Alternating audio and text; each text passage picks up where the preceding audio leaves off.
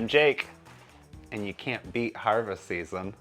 No kidding. A little apple cider does us really well, delightful. right? Thank you. Yes. So it's been a great year for harvest this year. Getting it all in and taken care of and ready to eat is always a big thing. I always put a number of them away so that I can use them in December and January for the frost. Yeah. So whether you grow your own or whether you're picking them up at the farmer's market, you really need to prepare these for storage. Absolutely. So, yeah. Or if you're like me, prepare them for decoration. Or- I love to put them out. Or prepare them for the freezer. That too, yeah. So that's a good thing too. And a lot of times we use them for decoration and then put them in the freezer. Like these little pie pumpkins are great for that kind of thing. If you don't cut them open and they stay cold, Yeah. then you can cut them open and put them in the freezer, make a little pumpkin risotto. Yeah, they're delicious. All of those fun things. Did you grow this one? Yes, isn't that It's pretty? so cute. But I also grew this one. Oh. Yeah. So How did you clean them when you brought them in?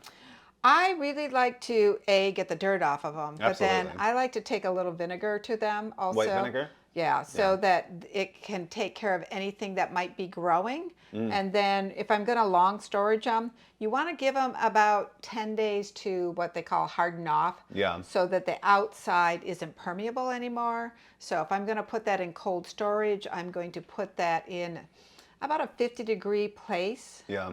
And make sure you put your pumpkins away from these guys. Oh yeah, the air Yeah. from them, the Yeah. oxygen, the gases. Right. That You know, makes your apples overripen, right? And people always know you don't put your apples and your potatoes together, but you don't put your apples and anything else because of the ethylene. Ethylene? I don't know Ethylene, what. yeah, I think that's it's right. ethylene gas that comes off of there. So lots going on. So lots of different options for you, right? Yeah.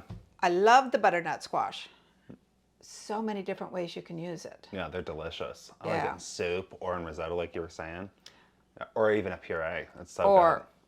hiding it out in macaroni and cheese is a great way to go if your kids don't like it. But look Yeah. at these new cute ones I found this year. Found those at the farmer's market. Sugar nut? They call them sugar nuts. Yeah, And they're so cute. They tell me that the skin is thin enough that you can actually eat it if you're cooking them right away. Aren't they just adorable? They're and so they're cute. very, very sweet, which is nice. They've got a really unique little frosting to them. Yeah. Made me wonder at first if they had been covered in wax or something, which is No, something you yeah. always have to be so careful of to be sure that you're not baking something that's been coated in a wax. Right. Because you got to be ready for that. Well, and especially when you buy pumpkins that are already cut and Yeah. stuff like that, a lot of times they put preservatives in there. So you definitely don't want to be eating those, okay? Well, and I always like to use ones like this guy and core them out and bake inside of them as their own vessel. It's really stunning because they're gorgeous and they're so unique. Once Yeah. they're filled, they hold all of the flavor. They really and do. they're so cute. And they make such a great presentation. Yeah. But you can do that with pumpkins too. Absolutely. I have done a slow and low cooking with the product in the pumpkin, and then you cook it.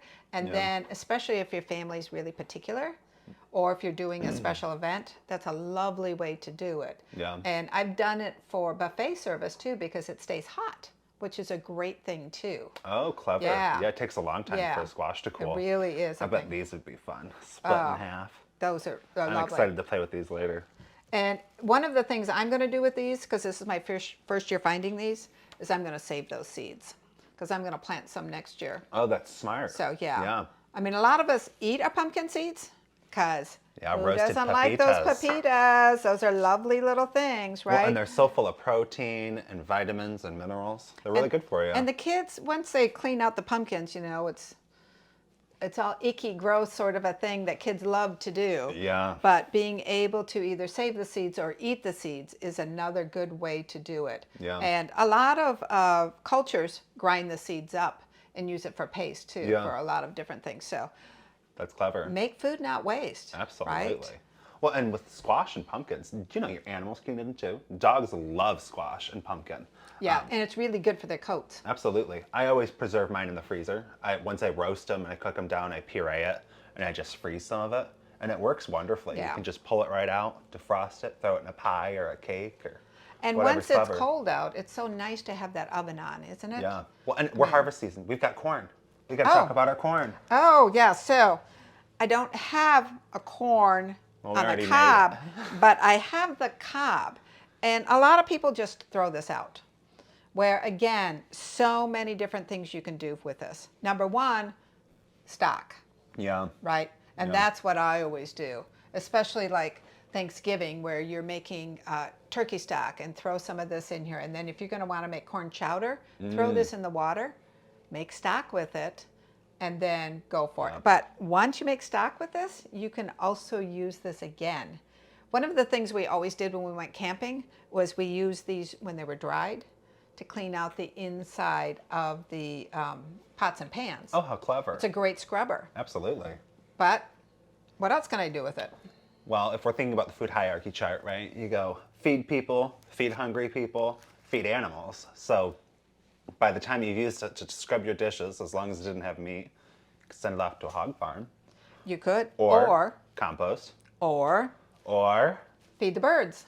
yeah, you could roll it in some peanut butter. Roll it in some more seeds and hang it in a tree. Yeah. The one thing about that, though, is you want to be certain that if you're doing it with kids, you don't bring that into your kitchen. Make sure once it's used, it Yep. goes. Yep. And I throw them in the compost pile. Yep. I mean, most people don't have compost if you live in the city, but it's a great thing. But the animals will always, right, Yeah. always eat it, especially pigs. Yeah. I mean, they'll Pigs love them. They eat them whole. Isn't that wild? literally will eat anything. Yeah. The beet situation is a lovely thing too, but you really want when you're buying beets is make sure they're not already growing for you. This can be a real problem, especially for long storage. I usually roast them up, and the best part about roasting them is you can just take some paper towel, take those skins off, and it's Yeah. great. Yeah. And I have a great recipe that's on our Michigan Healthy Foods website. Food, not plural. MI, healthyfood.org. And it's for heartbeat muffins. So Yum. that one's on there, and it's a great way to hide those veggies. But you're going to find a ton of recipes on there also for using Michigan product, Yeah. whether it was rutabagas or parsnips or pumpkin, any of these squashes, Yeah, a lot of those recipes came from our ProStart students. which was a great. Yeah, we've got over 80 programs across the state, and we sent them the Michigan crop boxes, sent them pumpkins from Tantray Farms over in Dexter, and they Yeah. made a lot of those recipes, didn't they? Yeah. And a lot of them are breakfast foods for kids that they really, really love. Yeah, and it has all the nutritional data to it. Yep. Which is fantastic. Now, if you're going to pull up some apples to long harvest, again, best way for these is to wrap them individually in a newspaper and then put them in, need to be about 30 degrees. Pumpkins can be about 50 degrees, Yeah. but apples really want to be about 30 degrees and slightly humid kind of a situation. I keep mine in my garage, but I have to put them in a container that is critter free. Right. Because somehow the mice always end up in there too. So partially eaten ones aren't really fun. But No. freezing them is an excellent way to do it. Absolutely. Yeah, you can Making pour 'em apple pie filling and then freezing it. When I used to have a big freezer, I actually made apple pie and froze them unbaked. And then you Yeah. could just throw them in the oven. When they go and so bake 'em. fast. I know. Yeah. It's so great. People are so excited that you made them apple pie. Yes. Like, it's homemade a couple weeks ago. That's always an excellent way to go. That's how you know you're a mom. Yep. You're always ready, aren't you? Yeah, it really is one of those situations where how can you hide those fruit or those veggies from your kids is always Yeah. a good thing. But once you get these harvests, and a lot of us do this, we go down to the farmer's market and we purchase this and then we don't know what to do with it. Right. So there's so many different ways, whether it's a savory option or whether it's a dessert option. Well, it Because looks like you're still harvesting zucchini. I know. Did you it's- do zucchini bread this year? Yeah, there's a There's so lot much. of that going. It was a great year for zucchini. Woo, harvest season! It really was one of those situations where sometimes you have more than you actually need. So make friends is always a Absolutely. big Yeah, conversation send it with to your zucchini. neighbors. Make friends is always a big thing. So a great way to save some money, get stuff in the freezer, dry it, whatever it is, so that you have it ready to go. Because I am really big on, make it as easy as possible. Yeah. So it is one of those things that I do. If I make a big batch of something, Yeah. I always put it in 2 smaller containers so I can throw some in the freezer so it's ready to go. Yeah. And that makes it really easy. And this makes it so much fun because kids do love to get involved with this kind of a situation. Yeah, well, and you can decorate it with them. I mean, Halloween's coming around the corner too.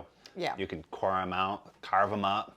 You just want to be certain that if you do decorate with them, that you're not using ones that have been sitting out on the porch or whatever.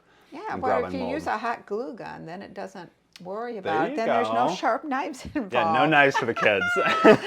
I know. It is really one of those ways to be able to make food not waste. Absolutely. Definitely.